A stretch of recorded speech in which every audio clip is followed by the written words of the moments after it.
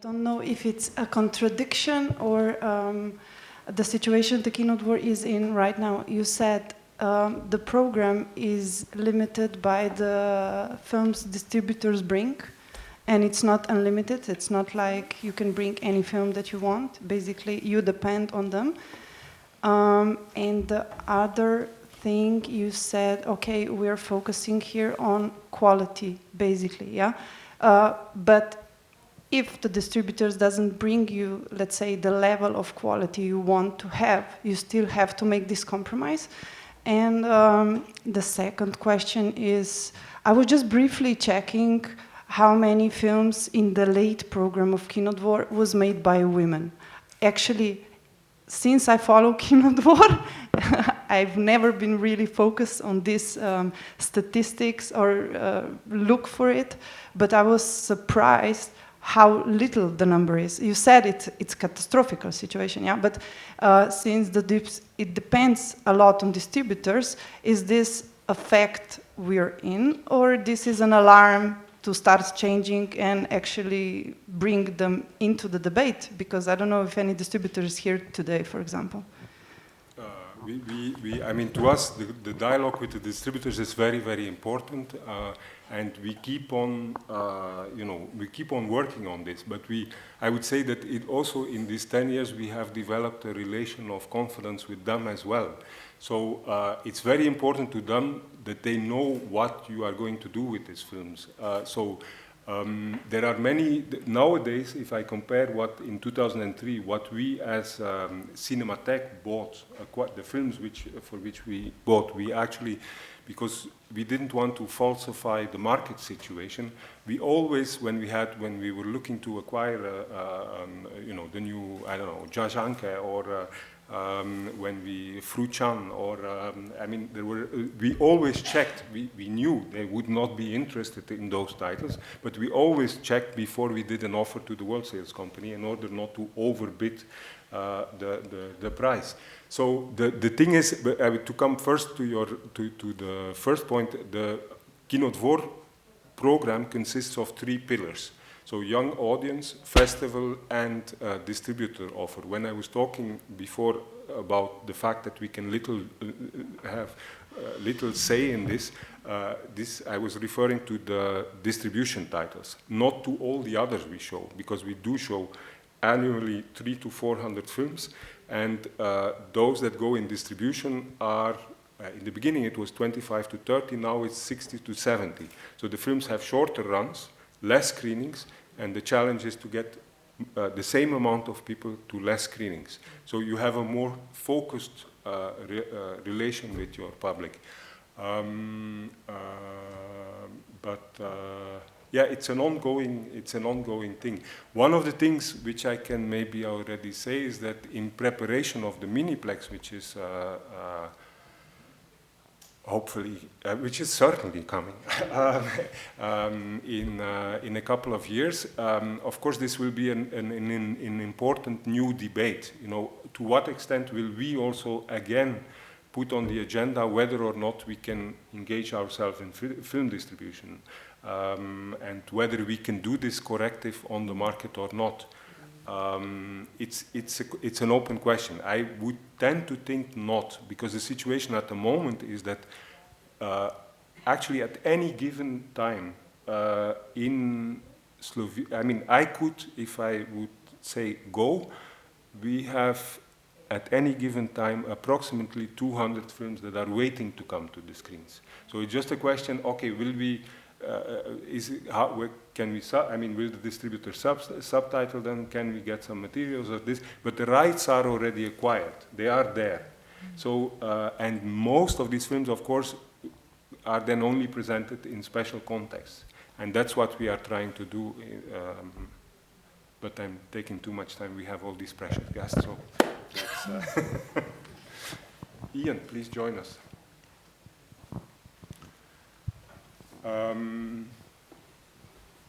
Any questions for or observations, or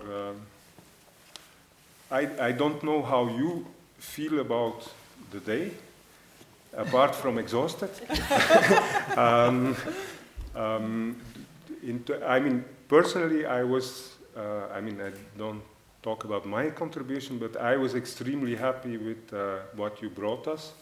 I think, like Dana also said, it's good if a conference can be a starting point to lead to research, other projects, other ideas.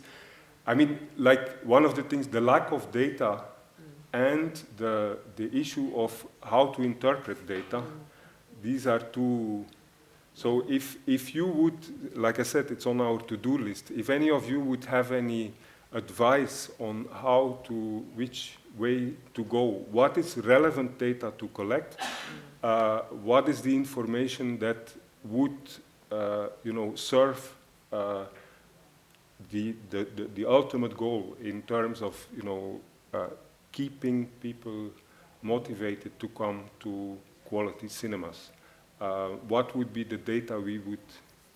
So, I guess for us the tricky thing is that in the UK there's only certain ways of capturing data. So one is by whatever your box office system is. So we all have, there's actually lots of different cinemas have different ones in the UK, but you have box office systems that collect a certain amount of data. And quite often that's most useful actually only if you have a different ticket price. So like I said, one of the focuses in the UK is young audiences aged 16 to 30, and every major independent cinema in the UK will have a young person's ticket price. It'll either be under 30 or under 25, and that'll be like £3, £4, £5, so it's like half or even less than a regular cinema ticket. And that's because that means you can definitely say how many young people came to see a film because they bought a different ticket. The other way that we kind of measure data is that we have a system whereby we can tell if somebody is booking for the first time, so like a new user to the cinema. But even that is kind of faulty data because you could buy a ticket through the system for the first time, but you may have been coming to the cinema for 20 years and just buying them with cash. So yeah, it all relies on this sort of like electronic presumption in the first instance. So that's kind of one issue. And then the other is, like I said, that we only really collect data for specific programs. And one of the upsides to that is that you can create the surveys to sort of suit your needs so that you can make sure you get what you want out of that data. But the flip side is that you also get what we have in the UK and certainly at our cinema, which is survey fatigue, where people are tired of answering the surveys every time they come to your cinema to see something. Anytime there's an introduction or a Q&A or a special event or it's a festival or it's a whatever, and to be fair, that's quite a lot of screenings these days. I mean, there are just the regular films playing, but we do an awful lot of activity that is additional. So if we ask people to fill in surveys every single time they come to the cinema, and because of the BFI monitoring, they have two sides. One is about like the behavioral stuff of like, did you enjoy this? Did you learn something new? Would you recommend it to other people? Did you like the venue? Or, et cetera, et cetera. Was the introduction, did it add value to the screening? And then the other side is the kind of demographic data, which is asking really intrusive questions of people, not just their gender and their age, but also things like their sexuality, their ethnic backgrounds, and people don't always want to answer those questions, and they sometimes feel like, I just came here to escape my everyday life, to see a film, to have some engagement or to have a great time, and then I'm presented with this kind of like really serious document at the end where I'm supposed to answer all these questions.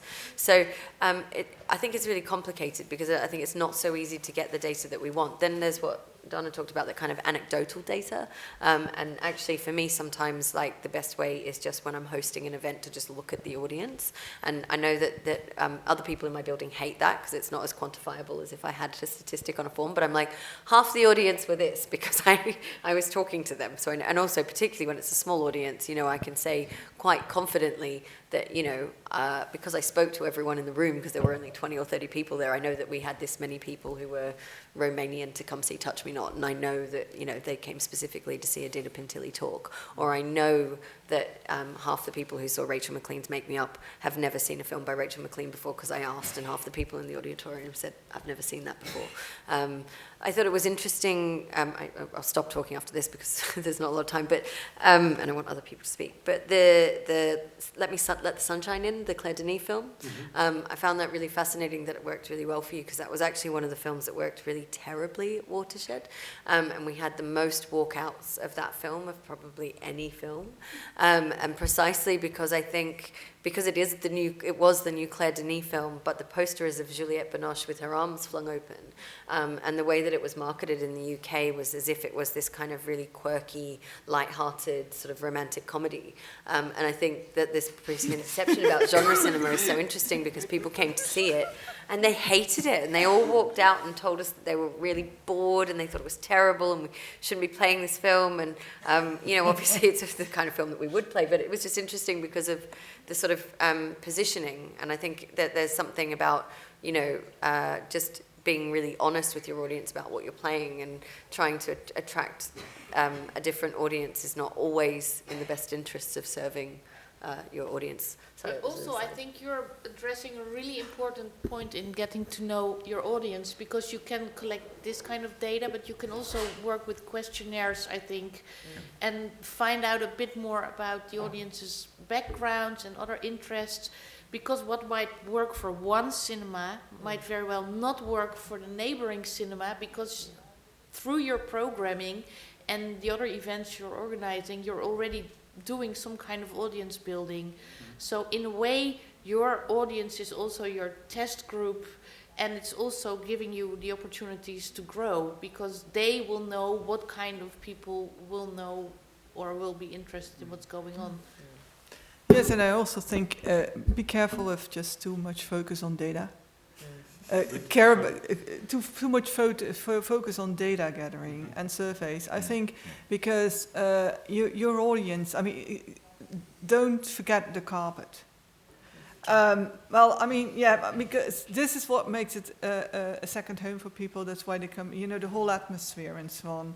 And and this is anecdotal, I don't have statistics, but the stories I hear from the most successful art house cinemas are mostly those places where there's a very strong interest in the real audience and the people who are there at that particular moment, and constructing a real relationship with them. And you don't do that through data. And so I think it's that more sort of personal touch, what I feel is very clearly here, and I know from some other places, and which I often miss in the Netherlands, if you may back me up here. But we're just going to complain so much about well, the Netherlands this here. is the sort of atmosphere. When you were talking, I was thinking of a parallel what you often see in France in small town libraries, bookstores. There's the selection of what the people who work in the store have read, and they recommend, and there's this whole sort of coming up and saying, I need a present for a friend, can you recommend one? And that's something very different, and thinking in terms of collecting data, which books sell best to my audience, readership or whatever. And so I think that the personal touch, I think, is really making things also happen. Also, to follow up, one of the big upsides of that is that they trust you. Yeah. So the moment you start to program something a bit more out of the ordinary or more daring, and you can explain that to them by, for instance, doing the introduction yourself, then they will think, okay, maybe this is not going to be my favorite film of the year, but I appreciate that something else is happening as well. And your audiences become more adventurous. And it's really something that's really depending on the personal touch. So it's the carpet, and it's the team, and it's all that.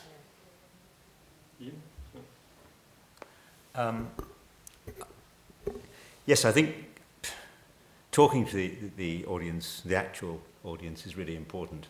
It's in the book that I mentioned, Audiences. I have a chapter in the book by Martin Barker. And Martin Barker is very well known in Britain, in the English-speaking world, as the king of the studies of the empirical audience. And he's done very interesting studies of censorship debates in Britain, and he did a global study of Lord of the Rings, which is an extraordinary piece of work. How did Lord of the Rings perform in every country in the world? The books and the films. Huge, very interesting.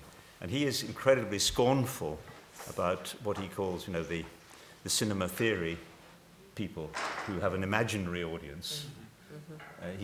He mocks people, like many of them good friends of mine, who say, the spectator thinks, there is no the spectator, there are many spectators.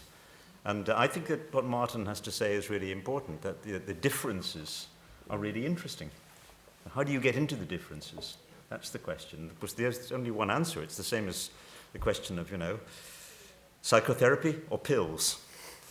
Talking cures are better than pills. Purely statistical studies and purely number crunching studies are pills.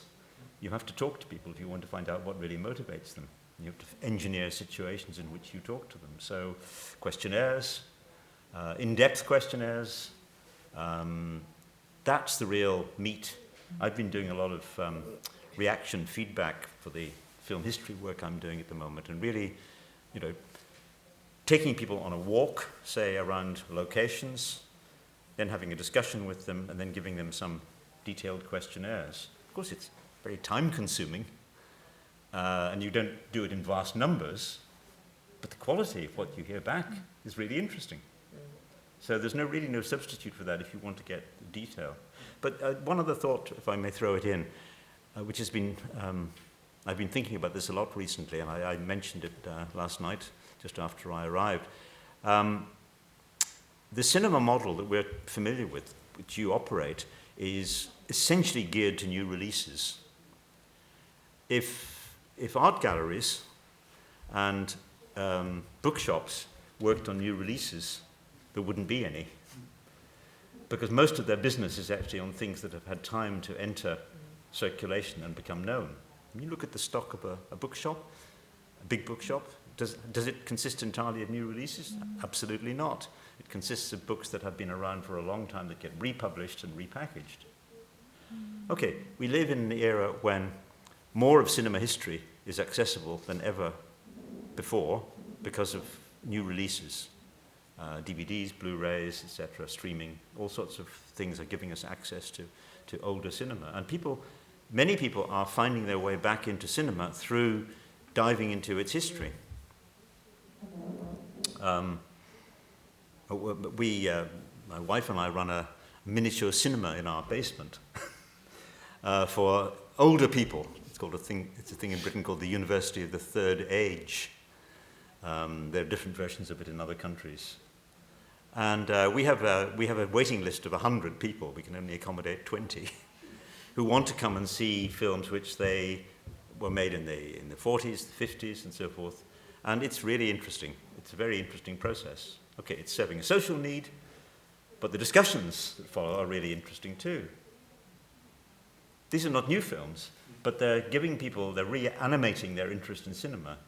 And I think that's really important. I think we haven't talked at all, I think, today so far about the role of retrospectives.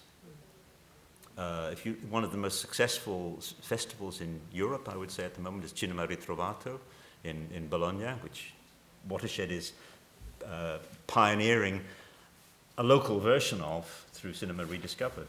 This is really interesting work. There's nothing wrong with it. It's not running away from the present. It's actually digging back into the rich history of cinema, which has been forgotten and is now being restored. So we need to think more about the balance of rediscovery and discovery of the past, the past you never knew about, but the past which is coming back to us and is now very accessible, and how that relates to the present. But that is why, for instance, we do something like the free admission screenings on Congress Square, where we show the people who, some of them probably, like you said, who have never seen a black and white film actually, or don't really care about it, but to see then over 2,000 people enjoying Some Like It Hot is really hot. I mean, it's really something special. It's something, or to see Ninochka, it's really, really something special. One of my happiest moments was, for instance, when we, as part of the 90th anniversary of our cinema, we reopened some former cinema locations, one of them being the Ljubljana Opera, which was in 1916 Kino Central, which was one of the, and we've put there the Big Parade with Neil Brandt accompanying the film live. And it was obvious that the vast majority of people had never experienced anything like this. And the emotion that it's a very modern film. It's a very, very, very powerful contemporary film, actually. The acting, everything, the whole, it's a very, very strong experience. And to make this happen is, I think, just as important, of course, than to do the new releases.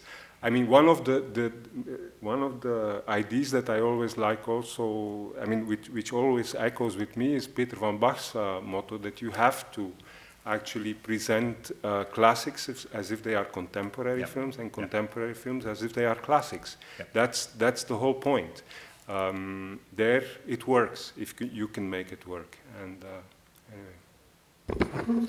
Yeah, I just wanted to add, I think you're absolutely right, that one of the difficulties is that there's so much that comes out so quickly and it disappears from the screen really fast. So, if you think about when cinema was booming in the kind of 90s, it was still doing much better than it is today, and it was less of a challenge to get younger people to come to the cinema. Part of that was because films also were able to breathe. They had time to build. I remember working in a cinema, and I think Buena Vista Social Club was playing for 6 months. I mean, you just can't really imagine that now, except for maybe Free Solo, which did just about as much business in the UK. But for a film to be able to do so well by word of mouth, by building an audience, by it then becoming something that has that longevity. I mean, really a film can disappear after its opening weekend if it doesn't perform well enough now. And it's no time for people to know about it, particularly when the release schedule has 20 to 30 films coming out every week, plus, all the specialized content, all the kind of, Q&As, etc., the retrospective, or whatever else your cinema is doing. So there's just not enough time for the audience to know what all of the films are. And I think you're right. If we want to build, if you really want to build, like, a proper relationship with your audience, you need to be able to give the time to the films to breathe and the context for the films to breathe. They need to have editorial around them. They need to have more than just the same quick marketing push. I mean, I think, standard practice is that every film that is released at Watershed will get 2 tweets. And you sort of think, but Ženke's film needs more than 2 tweets. How do I get it more than 2 tweets? Film. Wow. What can I do? Something beyond the star system. Exactly. There's, those films or some films require much more attention than that. And, I'm lucky that the point of my job as cinema producer is actually to pick out certain films in our audience development priorities and say, this one we're going to do a talk about, or this one we're going to do a retrospective season around because we think it does deserve more of a focus. But even so, I can't do it for every film. It's not possible. I think your different release patterns, one of the most primitive things about cinema at the moment is it's still got the same release pattern. And it's unbelievable, really. Why does cinema still have this crazy release pattern of, films are banged out, they all get roughly the same treatment. By the time you've discovered what the film is, it's disappeared. I was involved in an experiment with Watershed long before you came there, which I think remains unique. We were thinking about how to program a Russian film, Russian Ark, the film by Sokurov, which had it was a famously unique film because it's a continuous single shot, which lasts for 90 minutes. And Watershed showed it every weekend over about 6 or 8 weeks. So just weekend screenings. Worked fantastically well. It took a long time for word to circulate. All the screenings were full. It was shown on video, which was very unusual at that time. This was way back a long time ago.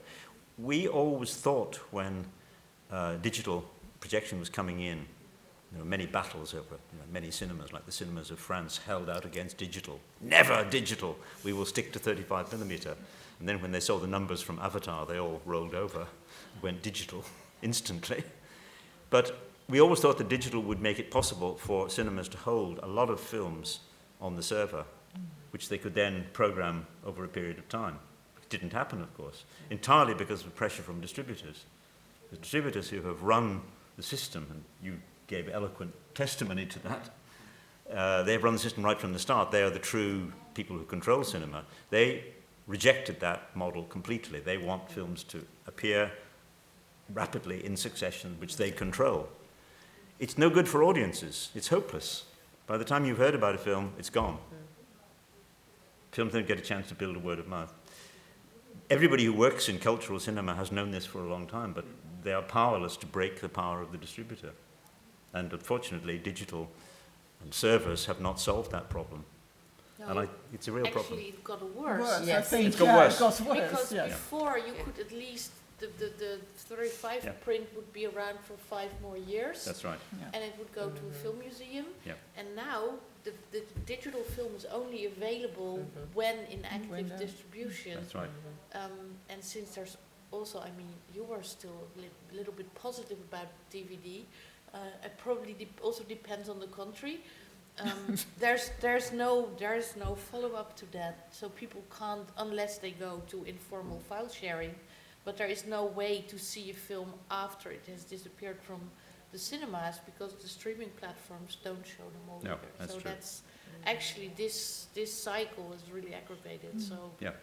and this is why probably it's interesting actually maybe as when cinemas become more repertoire cinemas as well, and take a stand against that, and maybe also join forces with film museums.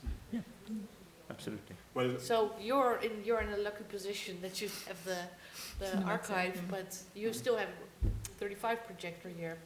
and the There you plan go. is also for the miniplex that we will actually keep one hall fully equipped, also with double 35 millimeter, because there is so much that is unavailable Sure. and will never be available on digital. So we want to be able to do that. So definitely, but we have many examples in the past 10 years of precisely this point, that we never built on first weekend or first weeks or anything like that. The Mala Dvorana, our small hall, as I said before, 21 seats, and it's so great that you can play a film and 7 people come, and you can play it for and you can play it for half a year, once a week, but they keep on coming, and it doesn't cost you anything extra, and it's just running. And the success of, for instance, Alexandrinka, this documentary about Slovene emigrating wet nurses, was precisely this. You know, you just, when it became, all the shows were sold out, then you went to 2 screenings per day, then we went to 3 screenings per day, and every time sold out, and then it goes down again, and this is the nice thing, then you think it will now stay down. But no, it comes back. At one point, it's again the time to go to see Alexandrinka. And this is also with our Sunday, we have our latecomers slot, Sunday at 7. We always show a film. And there was also this thing of the relation of trust, I think, which is very important. A lot of people just come on Sunday at 7 because they know they will get a quality film. They don't actually really know what they will see, almost. And distributors were very reluctant to give up a prime time slot in the weekend for a film that we played 6 months ago. But in the meantime, we sometimes sell out even, for a screening that 6 months later. That's great. It's like the opposite of the sneak preview. It's a sneak review. Actually, you could make a formula out of it. That you just have a slot and people don't know what they're gonna expect, but it's probably as exciting as the sneak preview, and then you can just do anything and build an audience there. Good. Sneak review. That's Yeah. a great idea. I think you could. Any questions from From the audience?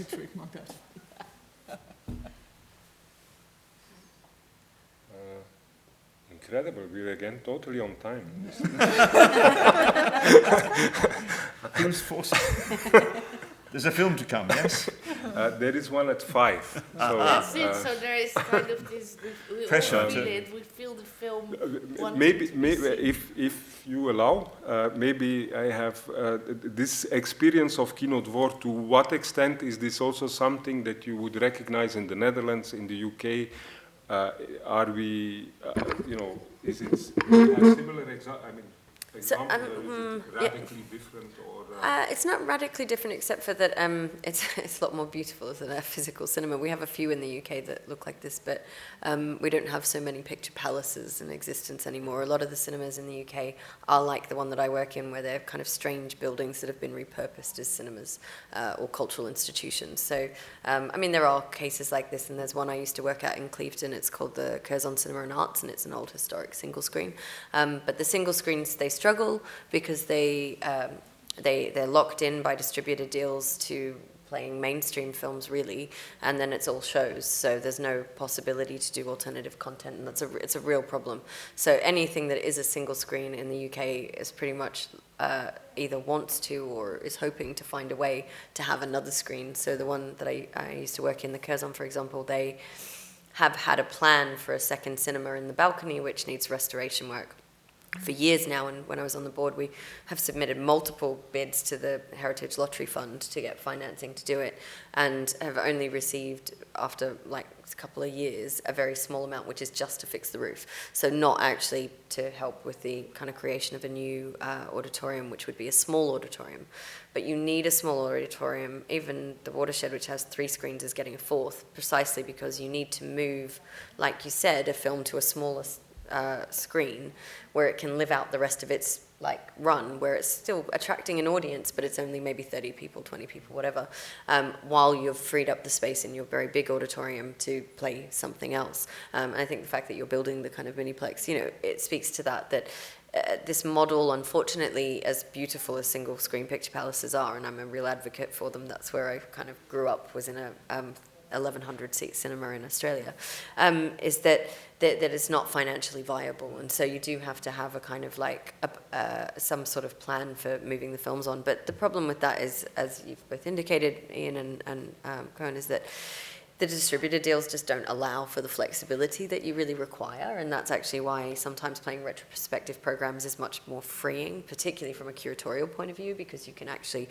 put stuff together and it can be one film, one screening, whereas the way you play runs is so dictated. It's not necessary. Sometimes you look at the thing and you think, why are we showing this 3 times a day? There's absolutely no need for it to play 3 times a day, and it's because you have to, not because you want to. And so, that's the kind of the difficulty, I think, is that there's just nothing you can do about that. If you look at the multiplex, it's even worse. We think about the percentage occupancy of our cinema, and often it feels like, there's lots of empty seats. But if you think about multiplexes, they're almost empty all day, and they're just running the film 50 times sometimes, because that's the deal when the film comes out, and you're kind of locked into that. And the film will just play and play and play and play and play to 2 or 3 people each time. And it's not a very sensible model, but the exhibitors don't get to set the rules. So it's a primitive economy. Cinema, the overall master formula for cinema distribution has always assumed that most of the screenings will be mostly empty, the daytime ones, but still that pattern is perpetuated. Well, actually, what I learned from Dutch colleagues is that now, during the day, become the hot shows, because they're targeting the 40 plus who are mostly going. Yeah, that's true. So really. the whole. This is very recognizable. Are they? So, any comments on the Cappuccino film? I was just amazed. I really would love to take that list and keep it somewhere in my records, but it's entirely true.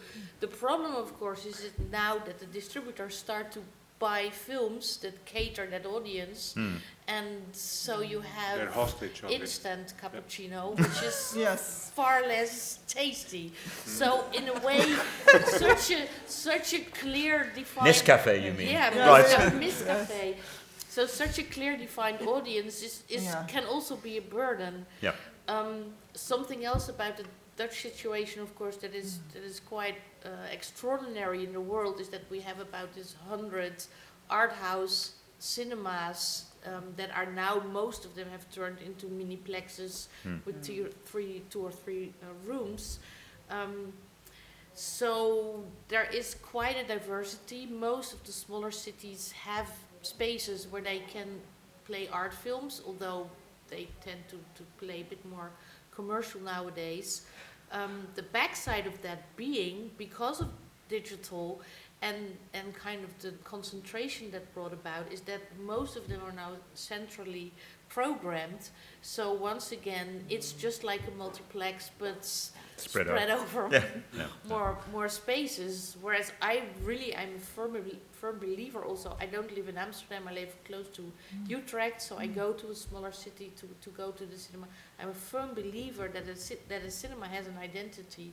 And that's a place where, as the bookstores, you enjoy going because you know what the people are screening, and of course you want to see like the best films of the week or the month, but at the same time you also go there because the programmer is kind of a curator. And I think that's the only way also to survive in this world where people tend to turn more to their home screens anyway.